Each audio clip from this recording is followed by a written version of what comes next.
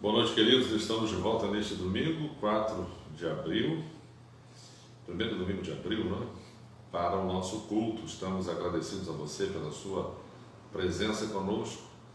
Nós hoje vamos continuar na carta aos Hebreus. Estamos fazendo uma série de sermões mostrando como Jesus se torna superior na carta aos Hebreus aos anjos. Vimos domingo passado como Jesus se torna, na carta aos Hebreus, superior a Moisés, grande líder do judaísmo.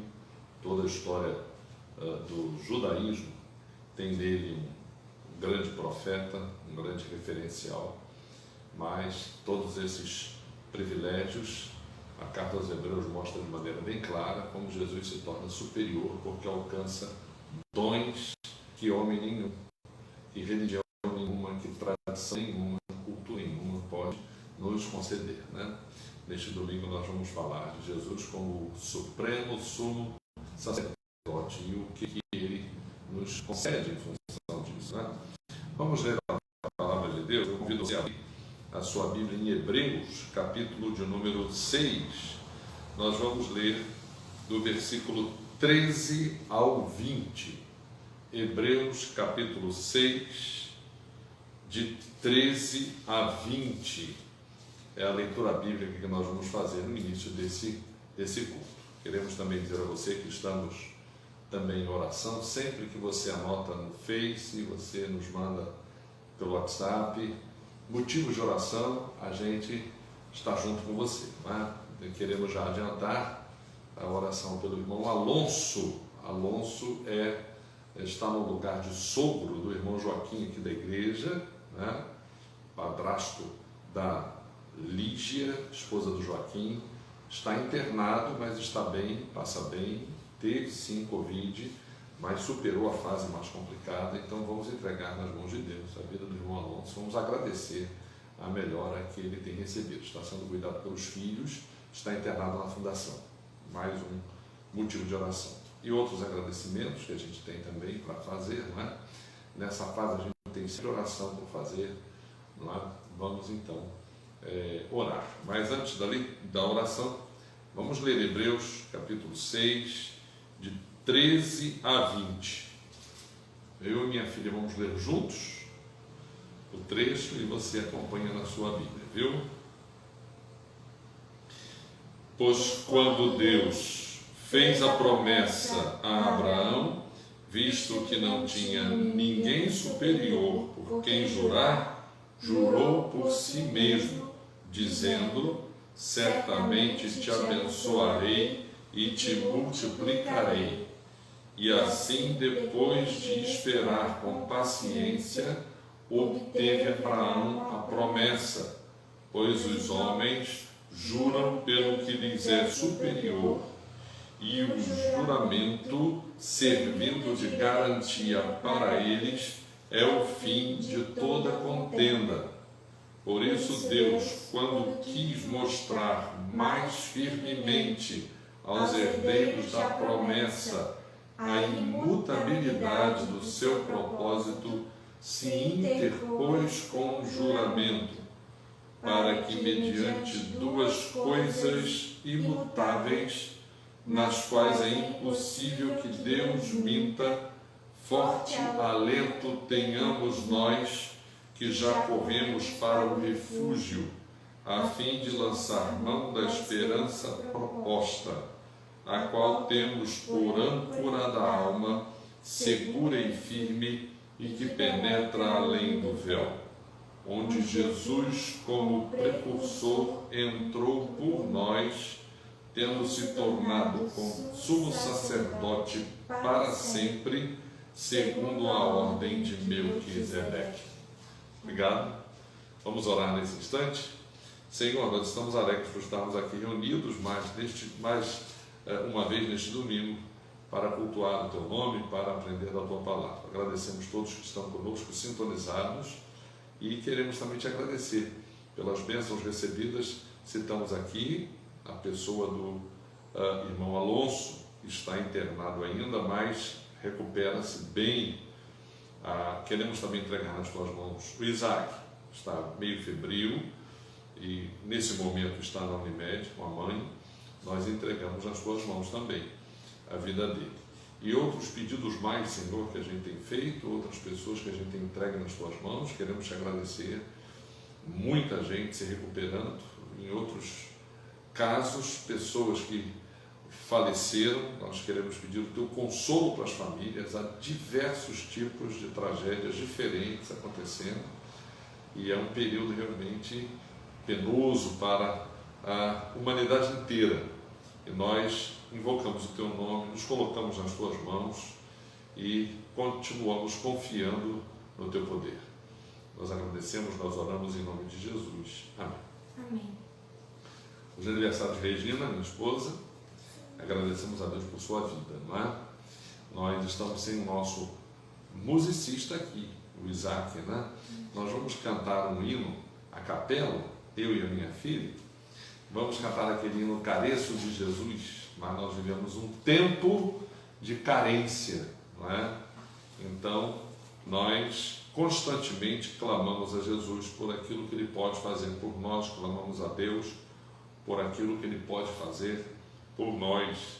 Então, nós vamos nesse momento cantar esse hino. Se eu não me engano, ele é o número 170.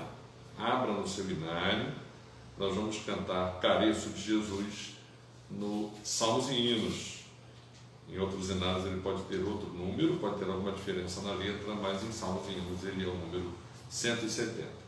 Estamos no Face, Cid Mauro Oliveira, e também no nosso canal IEC Manuel Julião no YouTube. A partir de instantes você vai poder acompanhar pelo slide o nosso sermão. Vamos cantar o hino 170? Careço de Jesus, de ti, meu Salvador.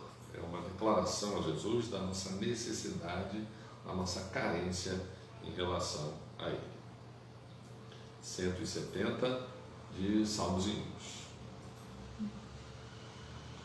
Careço de Jesus, de ti, meu Salvador, somente a tua voz tem para mim valor.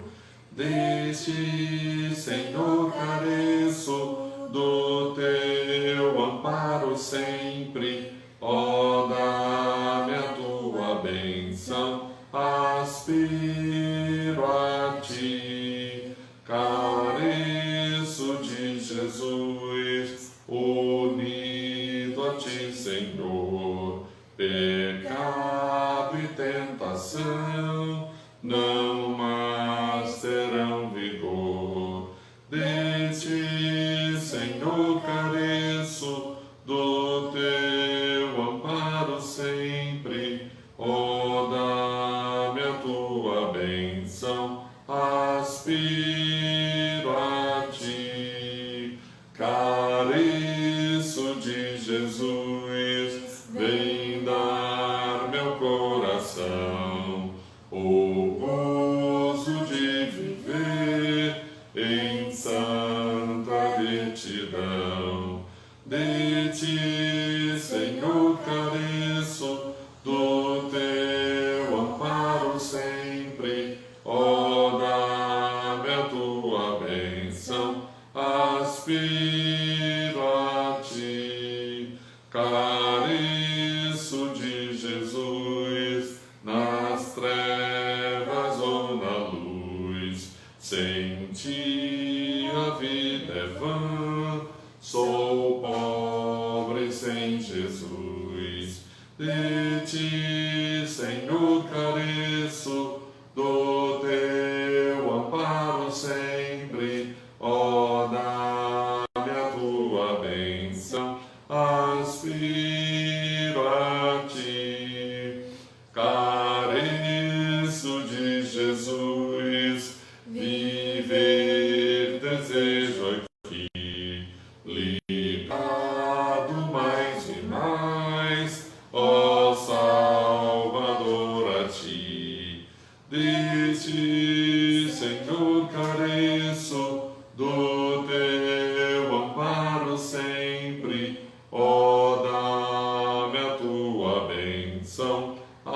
aspiro a ti. Amém. A última estrofe desse hino diz: careço de Jesus, viver desejo aqui, ligado mais e mais, ó Salvador, a ti. É a aspiração maior a qual a gente pretende, deseja alcançar. Vamos então dar continuidade ao nosso culto, começando o nosso sermão. Aí na sua tela a gente continua na carta aos Hebreus. Jesus é superior. A carta aos Hebreus diz em que sentido Jesus é superior. Ele alcança para nós coisas que a nossa cultura, o nosso saber, o nosso próprio desempenho, a nossa própria condição humana não é capaz de alcançar. Na semana passada nós vimos que na tradição judaica eles davam tanta importância aos anjos que o autor de Hebreus ele fez questão de mostrar a superioridade de Jesus em relação aos anjos. A gente, por exemplo, leu no capítulo 1, jamais Jesus chamou anjo nenhum de filho seu. Jamais Deus disse em relação a nenhum dos anjos o ter gerado, como gerou a Cristo Jesus, seu Filho, o unigênito do Pai, como diz João. Não é? Jesus, ele é com Deus jamais um anjo. Os anjos são, a gente usou até a expressão aqui, sem ofendê-los, pau-mandado, ou seja, eles são ministros a favor dos que herdam a salvação, cumprem ordens de Deus. Evidentemente que Jesus, na sua condição humana, se tornou obediente ao Pai, se tornou servo de Deus, mas jamais sem a relação que existe entre Deus e os anjos de comando. A vontade de Jesus com a vontade de Deus foi uma só. Aliás, uma das tentações de Jesus foi o quê? Violar essa comunhão, essa obediência. Satanás quis que Jesus usasse o seu poder como se Jesus, ele de si mesmo, tivesse poder para realizar milagres. Jesus se subordinava a Deus na realização dos milagres. Jesus não misturava a sua natureza humana com a sua natureza divina. Então, nesse sentido, a gente aprendeu que Jesus era superior aos anjos no trato, na relação, na intimidade com Deus. E também superior a Moisés. Sem dúvida, Moisés, a comparação que Hebreus faz, Moisés foi um servo da casa. Ele, na casa de Deus, Moisés foi um dos maiores servos que Deus teve. Aprendeu a servir, aprendeu a obedecer, foi o libertador do povo, foi o legislador do povo, foi, podemos até dizer, o primeiro sacerdote, porque ele compareceu diante de Deus e trouxe a lei, que acabou ganhando o nome de Lei de Moisés, não é? Ele foi uma pessoa muito importante, mas jamais tão importante ou mais importante do que Jesus. Jesus conquista para o ser humano coisas que Moisés jamais poderia conquistar. A principal delas, Moisés deu a lei, mas a lei que Moisés mediou, nem ele mesmo obedeceu a ela. E Jesus Cristo nunca precisou, embora a Bíblia diga que ele nasceu debaixo da lei, ele nunca desobedeceu à lei. Então a Bíblia diz que Jesus Cristo ele é perfeito e ele é o objetivo da lei, o fim da lei. Paulo, na carta aos Romanos, diz: o fim da lei é Cristo, para a justiça de todo aquele que crê. Então, em Hebreus, Jesus é apresentado como aquele em quem nós devemos crer. Eu convido você a caminhar conosco. O nosso estilo de sermão este domingo vai ser igual do domingo passado. Nós dissemos no domingo passado que a gente gostaria que você lesse a Bíblia, que você degustasse a Bíblia, que a palavra de Deus pudesse ser por você trabalhada no seu intelecto, na sua meditação. A recomendação que a Bíblia faz permanentemente, meditar nela de noite. O que Deus falou para Josué: você medita na Bíblia, você cumpre a Bíblia, você prega a Bíblia. Então, esses nossos sermões, desde o domingo passado até este, é o sermão que a gente vai estimular você a ler a Bíblia, e à medida que a gente for lendo, a gente vai entendendo. Então, logo o nosso primeiro slide, uma solene advertência. Esse slide, ele tem um trecho do capítulo 4, que eu acho muito importante.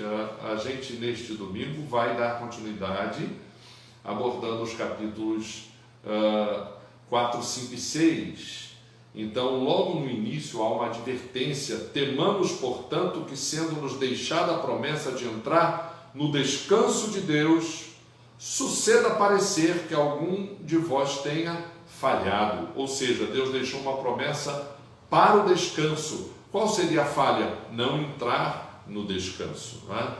A gente está na semana chamada Santa, e o dia de ontem foi o dia de sábado. Esse sábado, o sabá, é guardado pelos judeus desde das 6 horas da sexta-feira até as 6 horas da manhã de domingo, não é? Então, o sábado, o que acontece? Os irmãos da Igreja Adventista também guardam esse dia, e durante todo o sábado Jesus esteve no túmulo. Então, o autor de Hebreus, ele faz uma comparação com o sabá desde o Gênesis, dizendo: olha, nesse dia Deus descansou de toda a obra feita. E agora, neste tempo, nesta época, no fim dos tempos, em Cristo Jesus, Deus depara um descanso. É isso que o autor de Hebreus nos alerta, é para isso que ele nos alerta. O descanso da peregrinação penosa no mundo, o descanso do flagelo que o pecado representa. Lembram-se quando a gente pregou sobre o Apocalipse, que ali havia os 7 flagelos, e nós dissemos: olha, os flagelos, eles são um indicador do flagelo maior, que é o pecado, né? E Jesus nos livra desse flagelo. Então, o descanso, essa advertência que o autor de Hebreus nos faz, é para que, nos sendo deixada a promessa de entrar no descanso de Deus, a gente não falhe. E logo depois desse versículo, eu estou citando os versículos 1 e 2 do capítulo 4, está escrito por que pode ocorrer essa falha, né? A nós foram anunciadas as boas novas. Boas novas significa evangelho. Como se deu com ele está fazendo uma comparação com o povo no deserto, que diante da terra prometida recusou pela fé assumi-la, e por isso peregrinou, caiu no deserto, peregrinou 40 anos no deserto. Toda aquela geração pereceu no deserto. Somente os filhos, os adolescentes, aqueles que eles diziam que iam ser presa dos inimigos em Canaã, aquela geração, 40 anos depois, entrou na terra prometida. Então, o autor de Hebreus usa esse exemplo, né? A palavra que ouviram não lhes aproveitou, visto não ter sido acompanhada pela fé naqueles que a ouviram.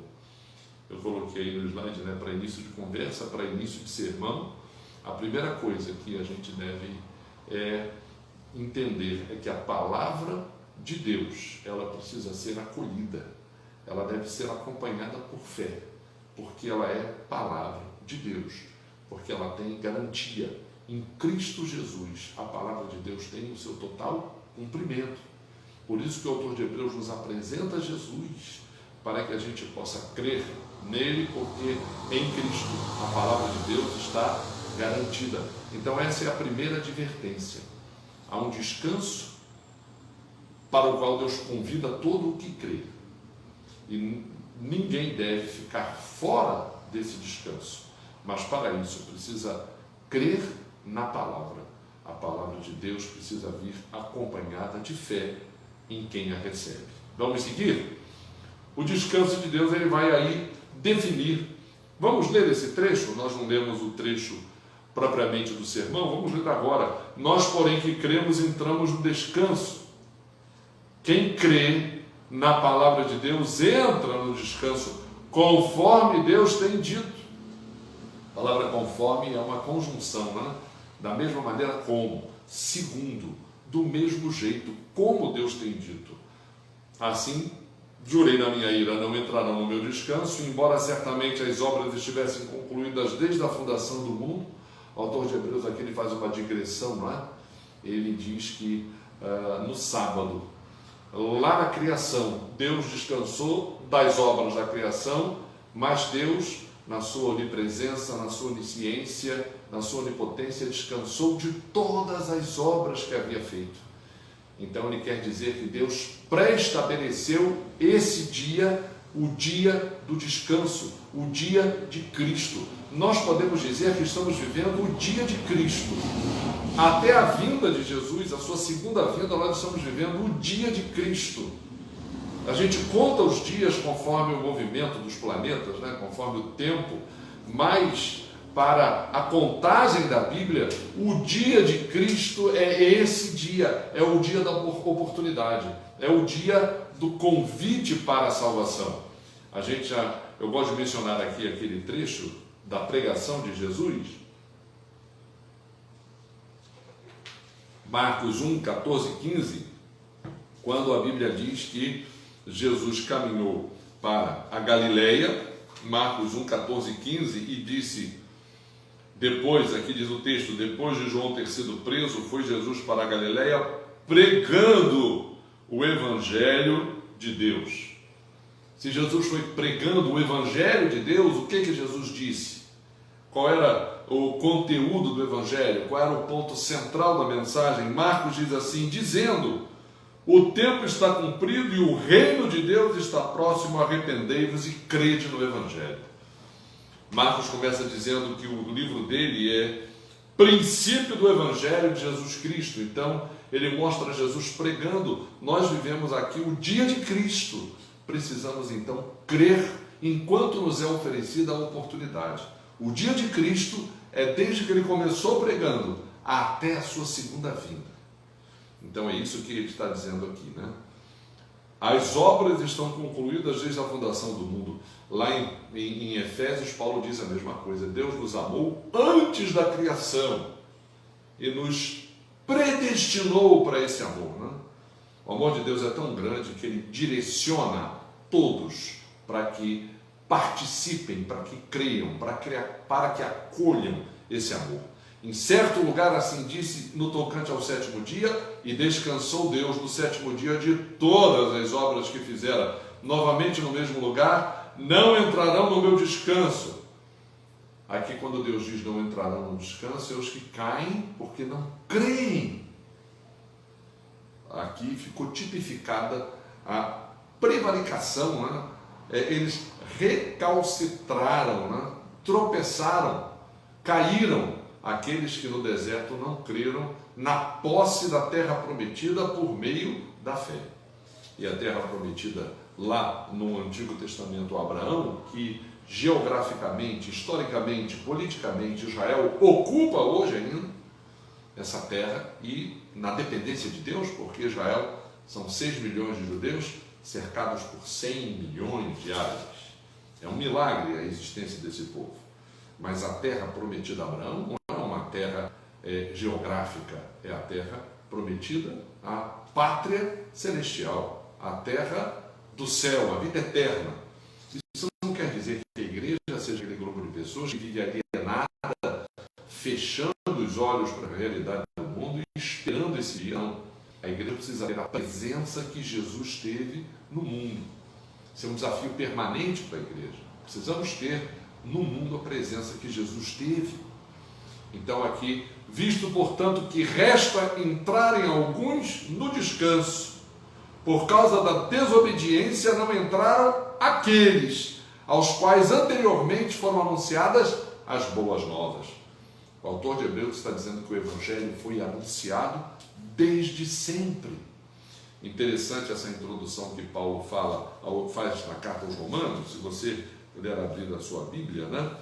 Diz assim, Romanos 1, 1 e 2, Paulo diz assim, Paulo, servo de Jesus Cristo, chamado para ser apóstolo, separado para o Evangelho de Deus.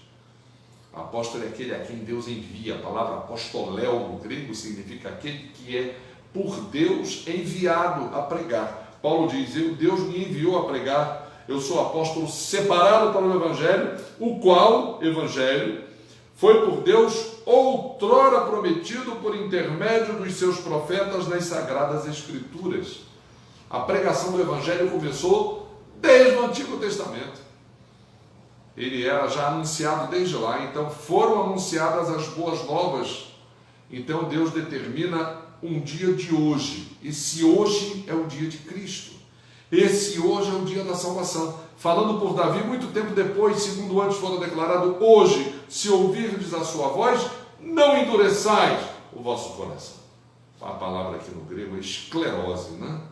Esclerose, você sabe, é aquele processo pelo qual as artérias se contraem pela velhice, né? Quando a gente envelhece, arterioesclerose as artérias minguam, param de regar, o sangue tem dificuldade de passar por elas, então elas endurecem. Esse texto está falando que o coração pode ser endurecido e rejeitar a palavra de Deus. Há um dia que é hoje, há um descanso para os que creem, e esse dia, esse hoje, é o dia de Cristo.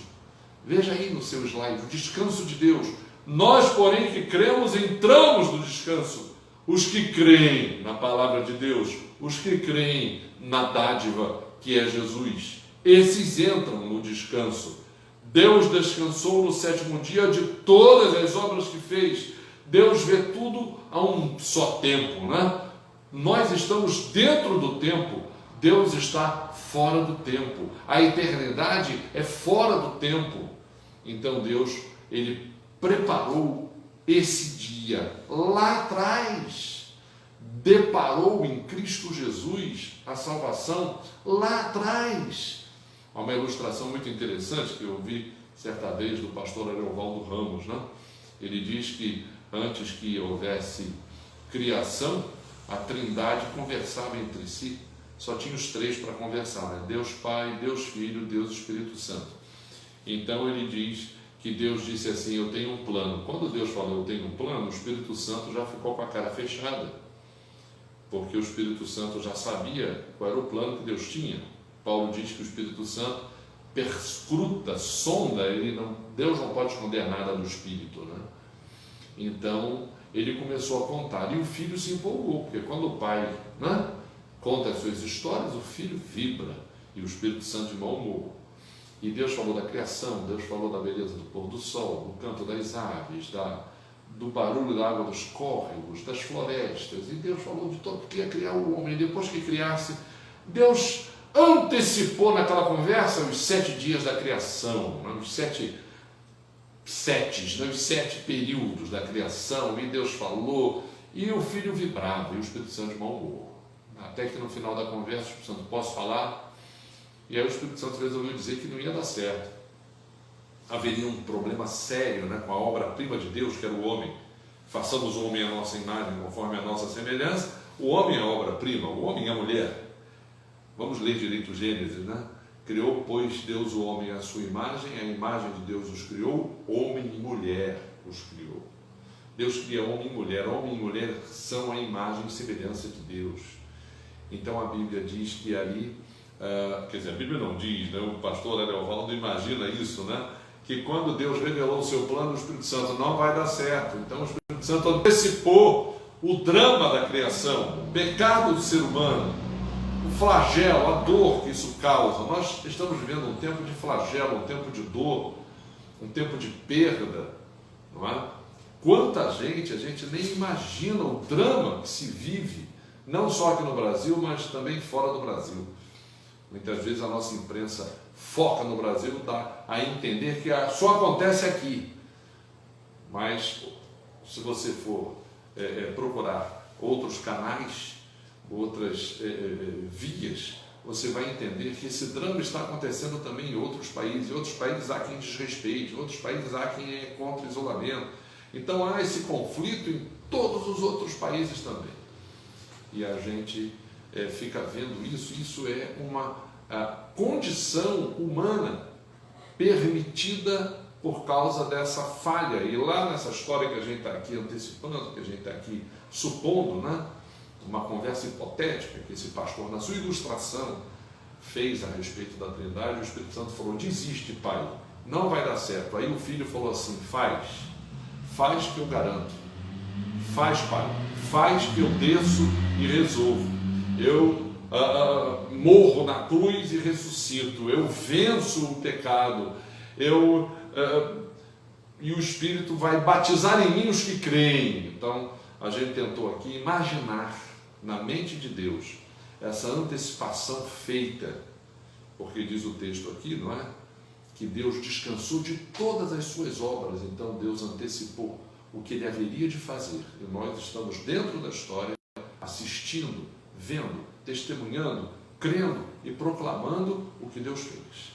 Então, resta entrar alguns no descanso de Deus. A igreja está no mundo anunciando que hoje, que no dia de Cristo, ainda é possível entrar no descanso de Deus, que não a palavra pregada seja acompanhada pela fé naquele que crê, para que ele possa entrar nesse descanso. Hoje, se ouvirdes a sua voz, não endureçais o vosso coração. Eu citei aqui um trecho de Paulo. Paulo também menciona na segunda carta aos Coríntios um trecho bem relacionado a esse assunto do autor de Hebreus. Ele diz assim: nós, a igreja, ele fala como apóstolo, mas ele fala em nosso nome, em nome de todos os crentes, nós, na qualidade de cooperadores com Deus. Nós somos cooperadores com Deus, nós temos uma parceria com Deus para o anúncio do Evangelho. Na qualidade de cooperadores com Ele, também vos exortamos a que não recebais em vão a graça de Deus. Graça de Deus é tudo aquilo que Deus concede. Não recebam em vão, que não seja à toa o que Deus está fazendo. Porque Ele diz: eu te ouvi no tempo da oportunidade, te socorri no dia da salvação, eis agora o tempo sobre modo oportuno, eis agora o dia da salvação. Nós estamos vivendo o dia da salvação, o agora de Deus, o tempo oportuno, o hoje, o dia de Cristo. No grego há duas palavras para tempo.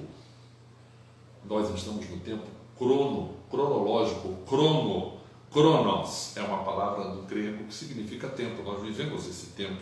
Está decorrendo aqui na nossa gravação o tempo cronológico, mas há uma outra palavra para tempo chamada kairos. Kairos é o tempo de Deus. Para Deus não existe o tempo cronológico, existe a oportunidade. Então aqui está escrito: eu te ouvi. Nós estamos vivendo o dia da oportunidade, os ouvidos de Deus estão abertos e o anúncio do Evangelho chega ao teu ouvido. Então não endureça o teu coração. Vamos lá? O que mais diz? Uma segunda advertência está aí. Esforcemo-nos por entrar nesse descanso que Deus depara para nós.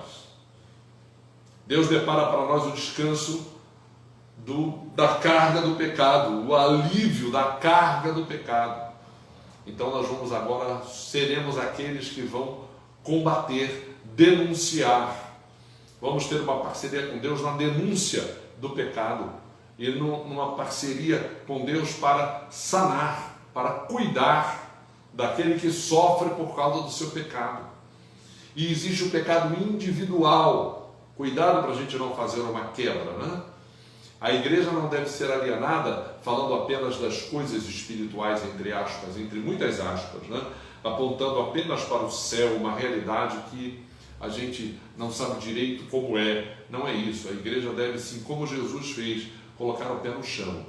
Mas a gente também deve entender que pecado é algo que existe dentro do homem.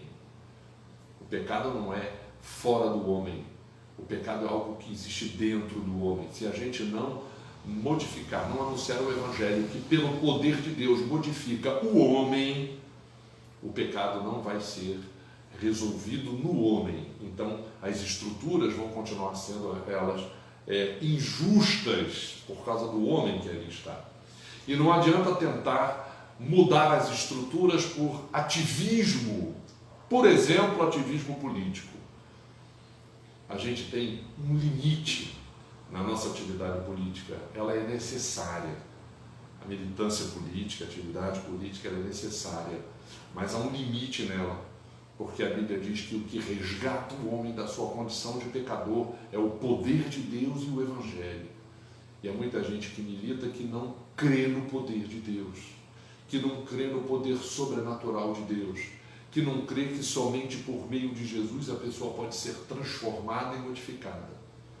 Então tem que haver uma distinção entre a atividade que é pelo poder de Deus e a nossa atividade como pessoas, como seres humanos, o papel que nos cabe.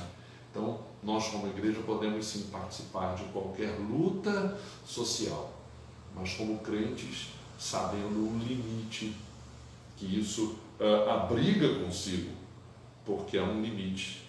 E há pessoas que não creem no poder de Deus, que nunca vão se deixar modificar pelo poder de Deus. Então vão continuar sendo pecadores, afastados e separados de Deus. A palavra de Deus é viva e eficaz, diz aqui o texto, é uma advertência. A palavra de Deus, ela é capaz, é mais cortante de qualquer espada de 2 gumes, penetra até o ponto de dividir alma e espírito, juntas e medulas, apta para discernir pensamentos e propósitos do coração. A palavra de Deus aqui é aquela que alcança a individualidade do ser humano. O que esse versículo aqui descreve é o ser humano por dentro. Ele faz uma comparação aqui como se fosse uma espada, né? A espada hoje não é usada, naquele tempo era a principal arma de ataque e defesa. Então deve ser terrível alguém ser morto por espada, né? Porque a espada ela corta até os ossos. Então aqui ele está fazendo uma comparação entre o efeito de alguém ser espadado ou espadeado, né? Cortado, penetrado por uma espada, atravessado por uma espada, e o efeito da palavra de Deus. E esse efeito aqui é no indivíduo, é na pessoa.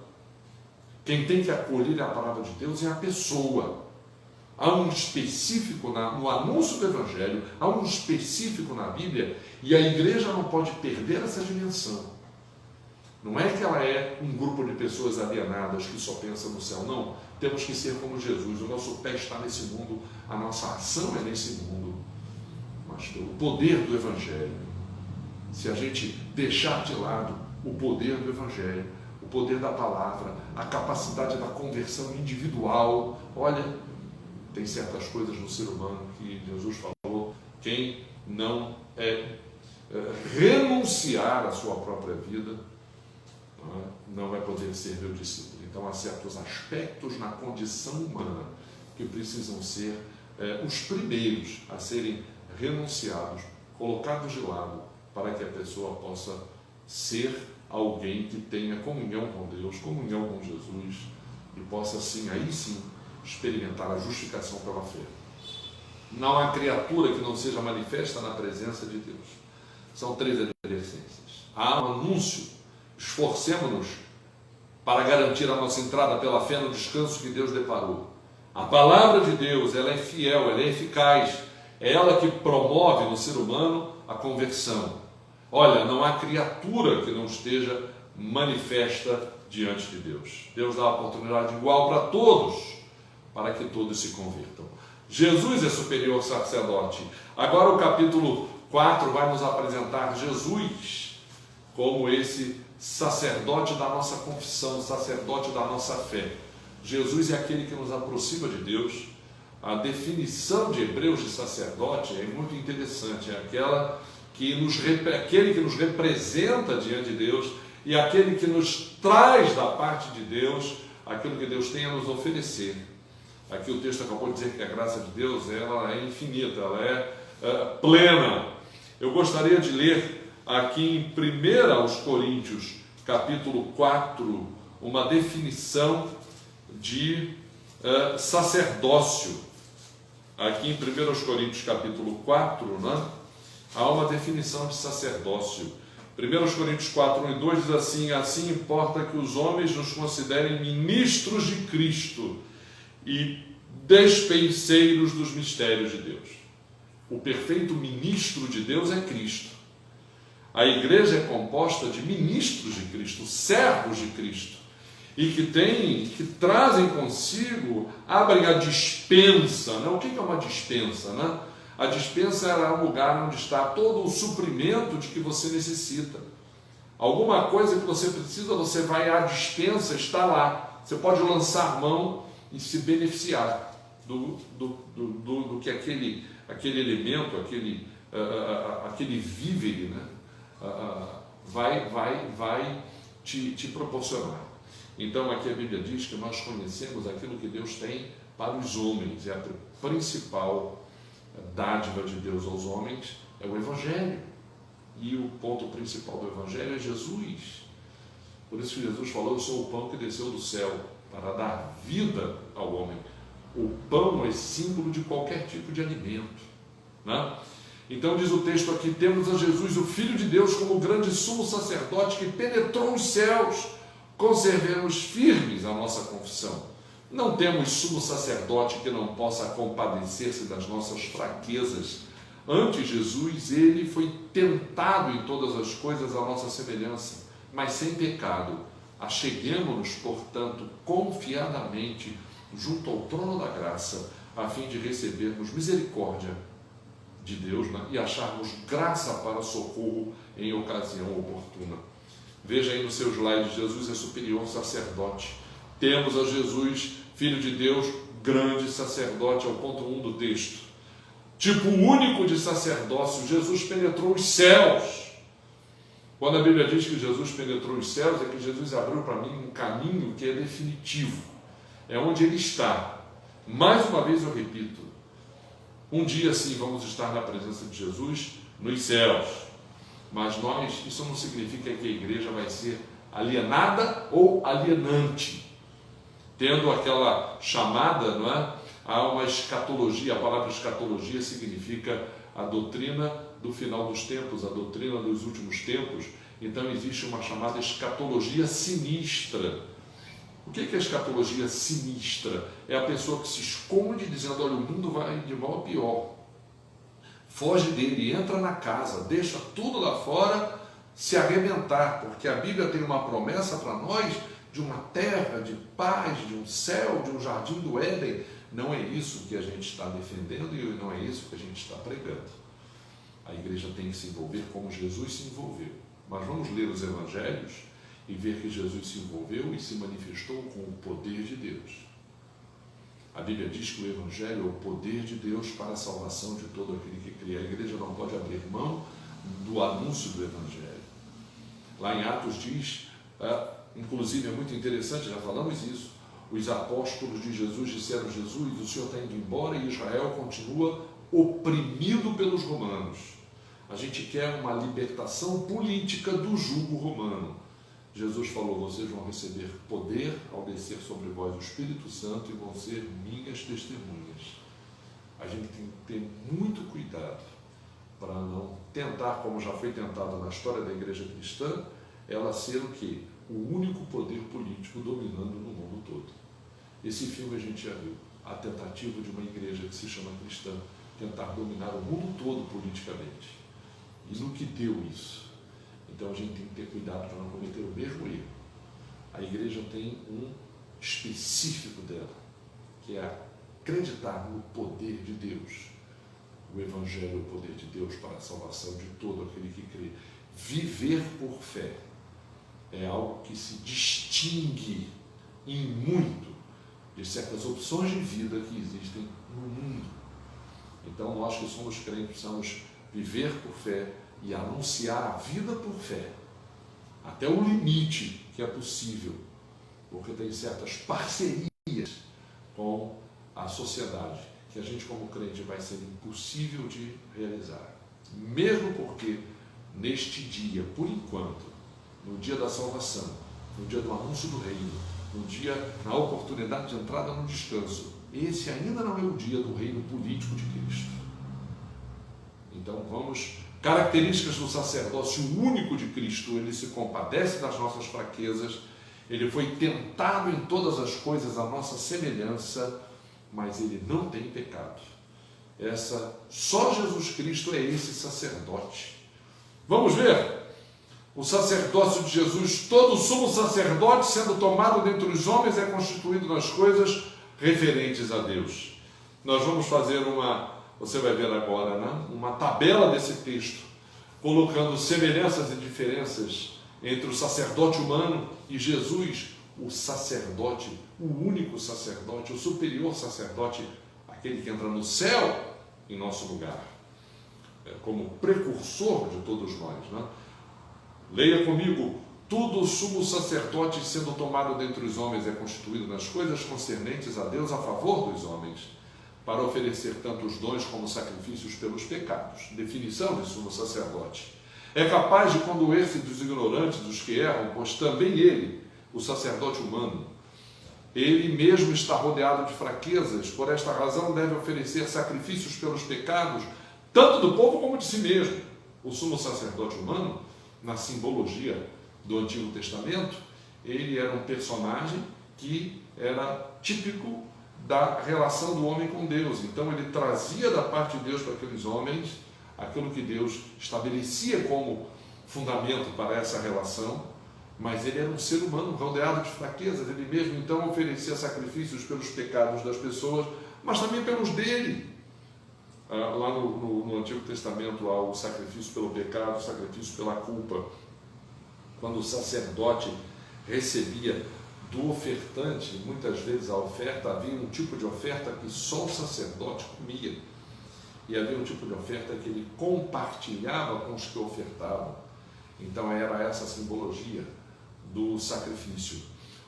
Ninguém, pois, toma esta honra para si mesmo, senão quando chamado por Deus, como aconteceu com Arão. Assim também Cristo. Ele agora começa a falar do que distingue Cristo como sacerdote humano, porque Jesus é Deus que se fez homem, mas sem pecado, diferente de todos os outros sacerdotes humanos. Cristo também a si mesmo não se glorificou para se tornar sumo sacerdote, mas Deus o glorificou. Aquele que lhe disse: tu és meu filho, hoje te gerei.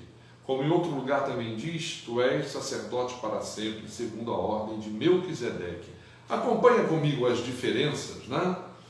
Ele faz uma advertência: acheguemo-nos, portanto, confiadamente para Jesus, junto ao trono da graça, para recebermos misericórdia da parte de Deus, acharmos graça para socorro em ocasião oportuna.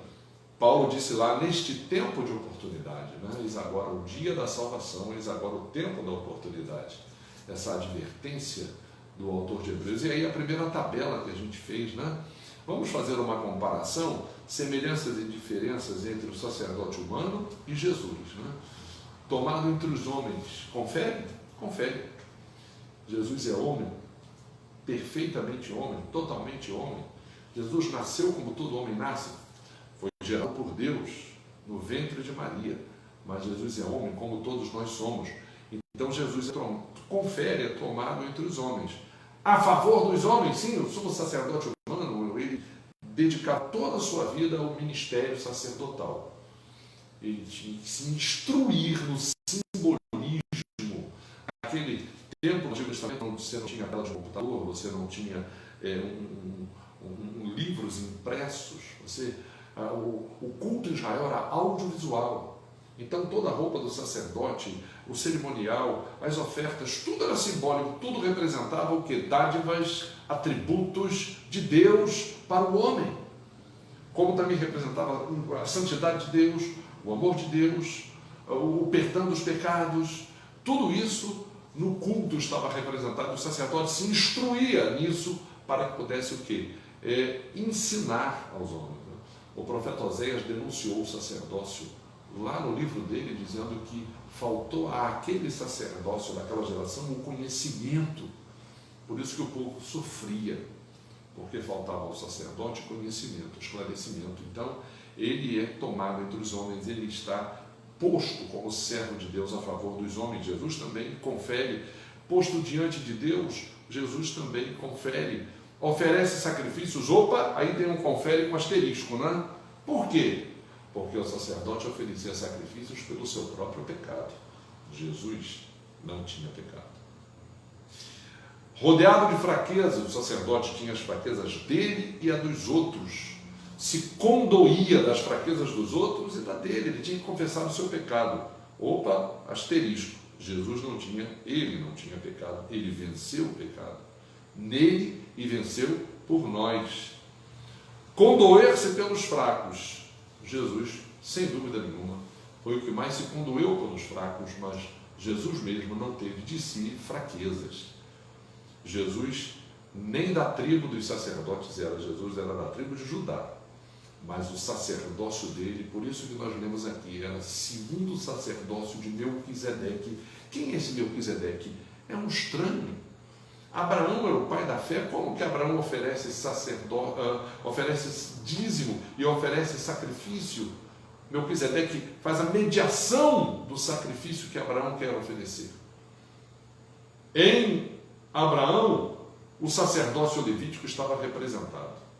Então, o texto quer dizer que Jesus consagrou o próprio Filho como sumo sacerdote perfeito, permanente, eterno, que pode fazer por nós o que nenhum sacerdócio humano pode realizar. Vamos continuar? Veja aí.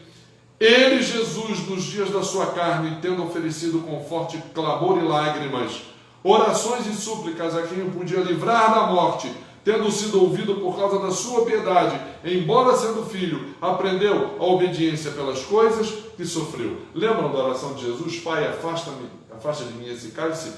A oração de Jesus foi contrariada pelo Pai. Jesus ofereceu forte clamor a Deus, mas Deus não livrou Jesus da morte na cruz. Não livrou. Interessante isso. É isso que o autor de Hebreus está dizendo. Ele foi aperfeiçoado, esse sacerdote Jesus, humano como nós, tornou-se o autor da salvação eterna para todos que lhe obedecem, para todos que aceitam a palavra de Deus, creem na palavra de Deus, são justificados pela fé e obedecem pela fé essa mesma palavra. Tendo sido nomeado por Deus sumo sacerdote, esse Jesus, por essa ordem, né?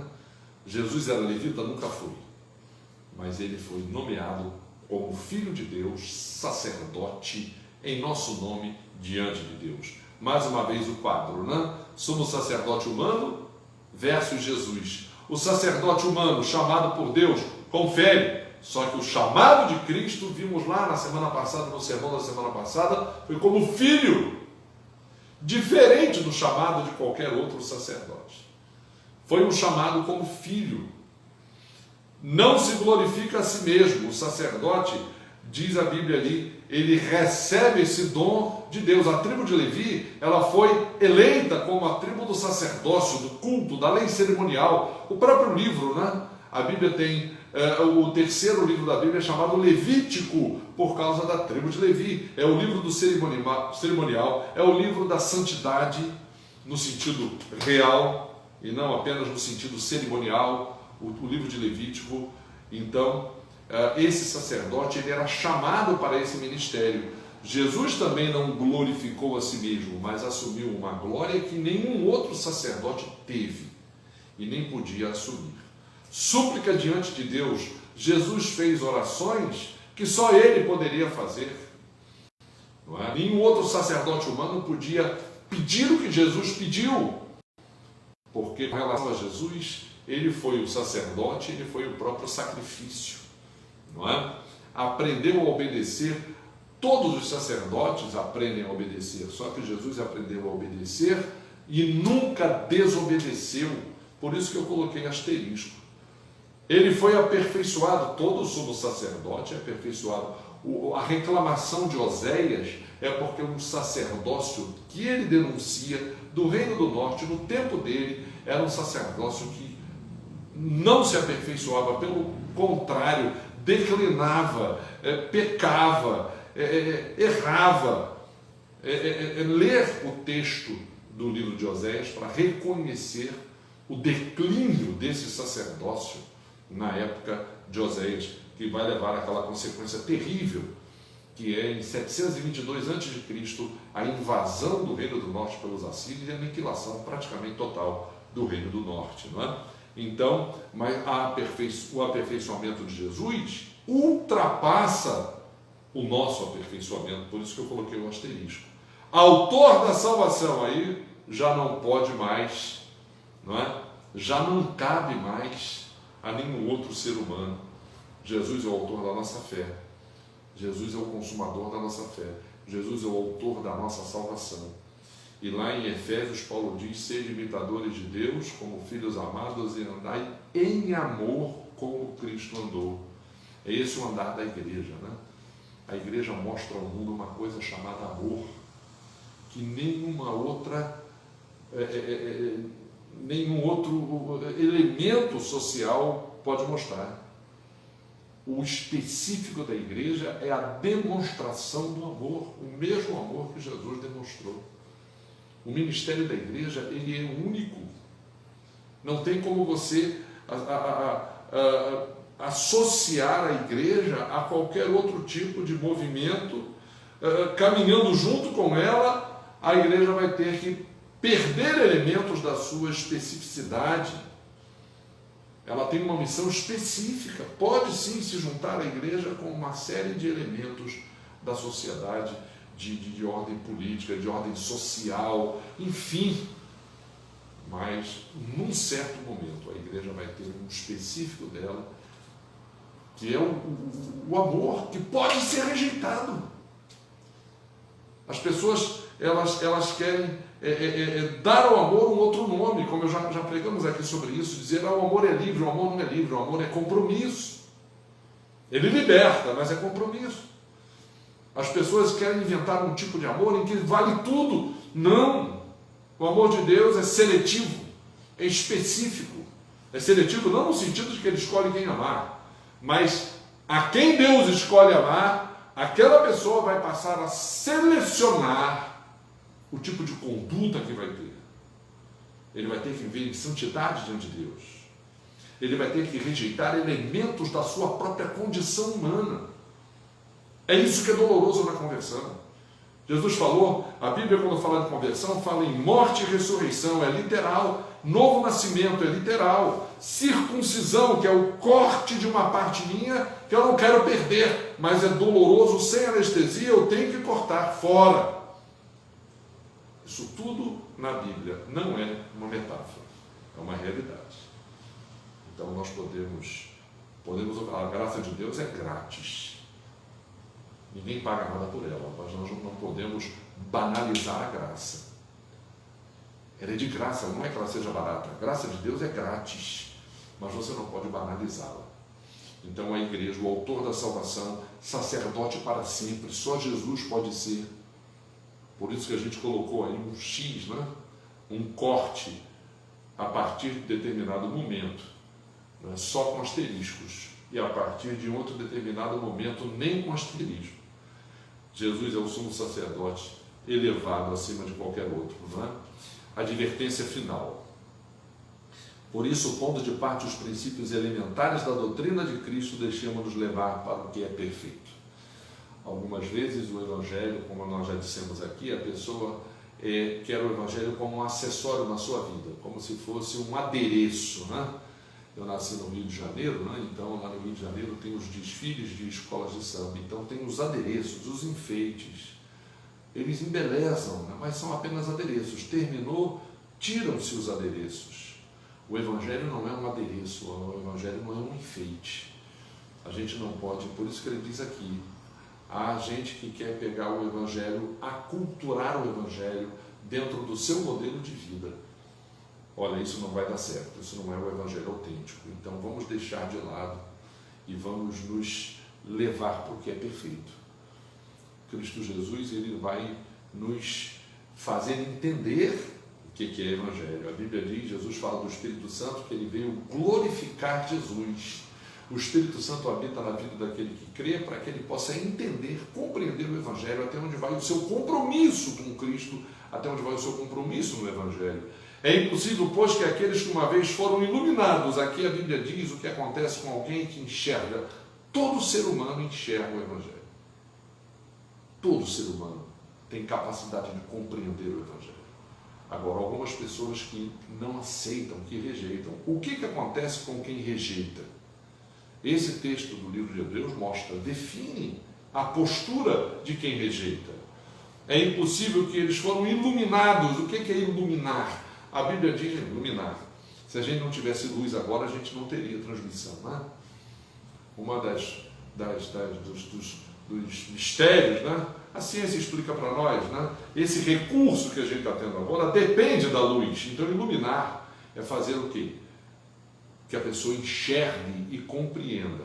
Para que ela possa assimilar, incorporar, é preciso que ela entenda, que ela compreenda. A iluminação vem por meio do Espírito. Então, é impossível que a pessoa que foi iluminada enxergou o Evangelho, provou o dom celestial, porque Evangelho é dom celestial, nós acabamos de dizer isso.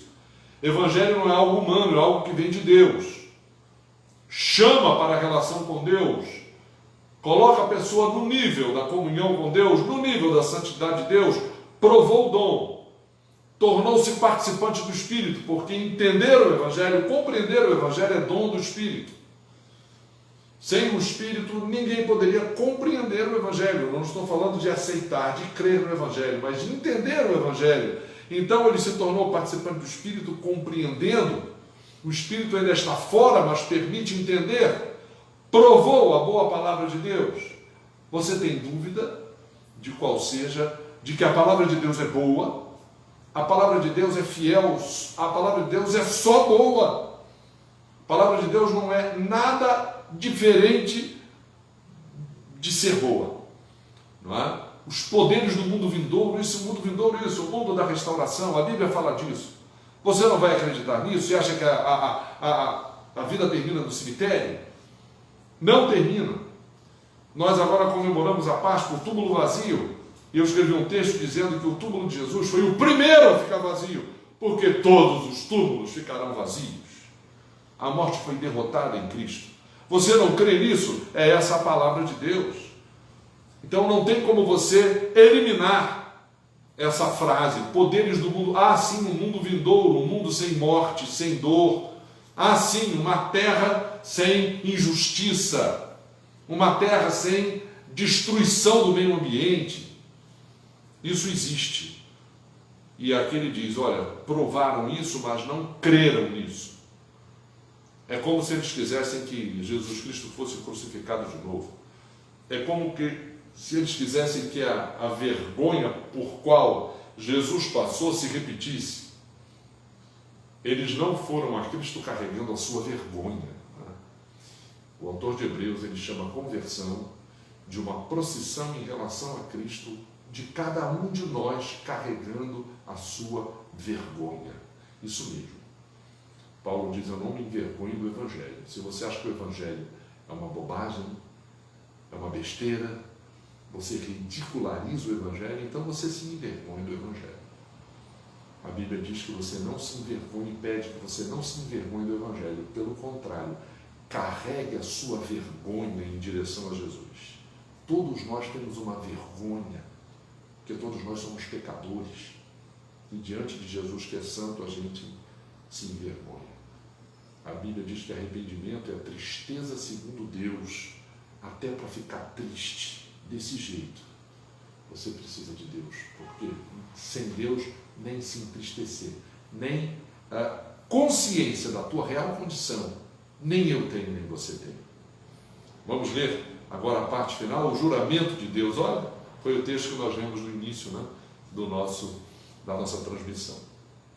O juramento, Deus não precisa jurar, mas Deus quer tanto, anseia tanto pela salvação, que Ele diz, eu juro, eu juro. Deus quis mostrar mais firmemente aos herdeiros da promessa a imutabilidade do seu propósito. Não precisa. Deus não precisa mostrar mais firmemente. Mas o homem é tão cego que a Bíblia diz que Deus, ele quer ir adiante. Depois de tudo isso, depois que a cruz é posta, Deus quer ir adiante. Depois que o Evangelho é proclamado, Deus quer ir adiante. Não precisa, mas Deus quis. Então, se Deus quis mostrar mais firmemente aos herdeiros da promessa a imutabilidade do seu propósito, Deus quer esclarecer, Deus quer pormenorizar, iluminar, jogar luz. Quem são os herdeiros da promessa? Todos. Mas é necessário crer. O que é que nós dissemos lá no início? Quem crê, descansa. Quem crê, descansa. Então Deus se interpôs, Deus falou, eu juro por mim, né? A Bíblia diz que ninguém pode dizer jura por Deus, por quê? Porque homem nenhum sustenta o juramento que faz. Ninguém deve dizer, Jesus uma vez, nunca jure, nem pelo céu que está sobre a sua cabeça, nem pelo chão onde você pisa. Jesus falou, nunca jure, seja a sua palavra sim, sim, não, não, diga a verdade sempre, mas não jure. A impressão que a gente tem é que quem jura é porque não está seguro, ou não quer transmitir segurança, ou não quer dizer a verdade. A Bíblia diz que Deus falou, eu juro por mim. Duas coisas imutáveis, Deus é imutável e a palavra de Deus não muda. Diz aqui o texto, a imutabilidade do próprio Deus, a imutabilidade da palavra de Deus. Eu falei, eu juro por mim. Então a Bíblia diz que nós temos alento, descanso, firmeza, segurança. Alento, quem correu para o descanso. Quem tem forte alento? Nós que já corremos para o refúgio. O refúgio é a palavra de Deus. O refúgio é a mensagem do Evangelho. O refúgio é estar... Sim, estamos no tempo cronológico, mas quem crê já está no kairos de Deus, já está na eternidade. Isso não é loucura, isso não é mentira, isso é o específico da igreja. A igreja tem um específico. Quem não quiser dar ouvidos ao específico da igreja, quem não quiser compreender o específico da igreja, vai ficar de fora da casa, de fora da salvação. Não há outra maneira. Não tem como você criar um Deus à sua imagem e semelhança. Deus é único e tem opinião. E estabeleceu o quê? O meio pelo qual o ser humano pode ser resgatado da sua condição infeliz de pecador.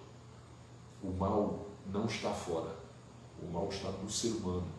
O mal está no homem. O mal está no homem. E ele é que precisa de salvação. Então, do que lançar mão?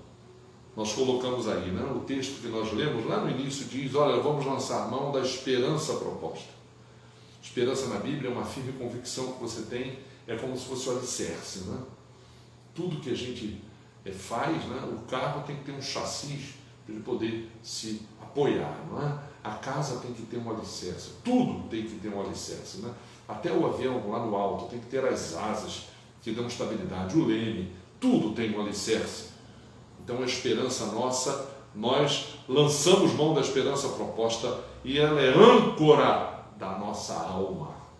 Imagina a âncora que segura um navio. A gente agora teve lendo, né, sobre o navio que ficou uma semana entupindo o canal de Suez. O tamanho dele, imagina o tamanho da âncora daquele navio.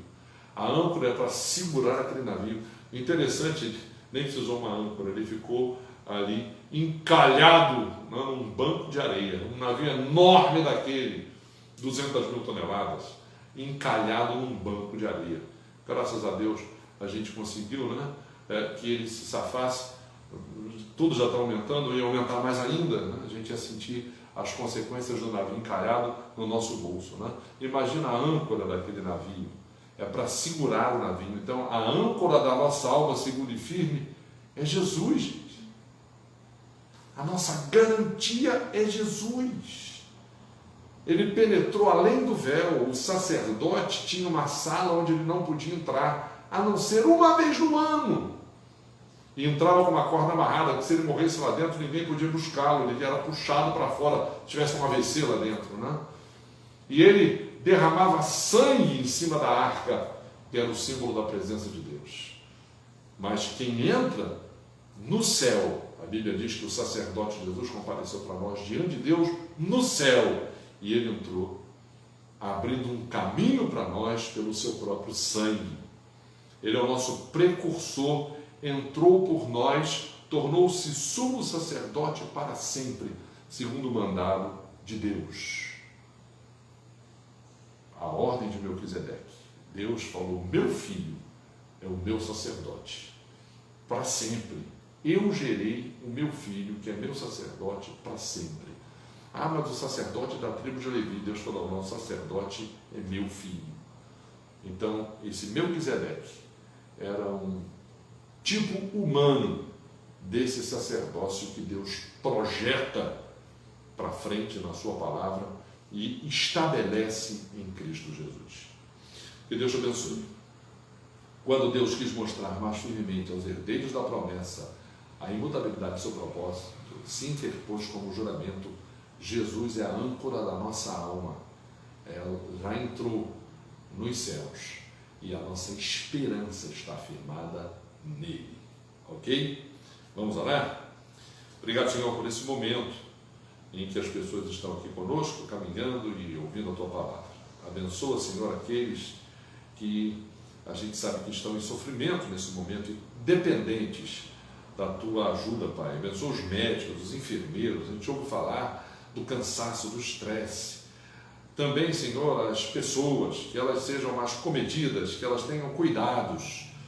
Senhor, essa fase, a questão da vacinação, que logo venha esse alento, esse conforto que a gente precisa. E, Senhor, com respeito à Tua palavra, que ela possa calar fundo no coração de quem ouviu, que possa recorrer à Tua palavra, recorrer à Bíblia e ter toda essa segurança que ela nos traz. Nós agradecemos, nós oramos em nome de Jesus. Amém. Amém. Querido, terça-feira nós vamos continuar, horário do Acre, 19 horas, horário do Rio, 21 horas, parte 7 do estudo do livro de Provérbios. Deus abençoe sua vida. Muito obrigado.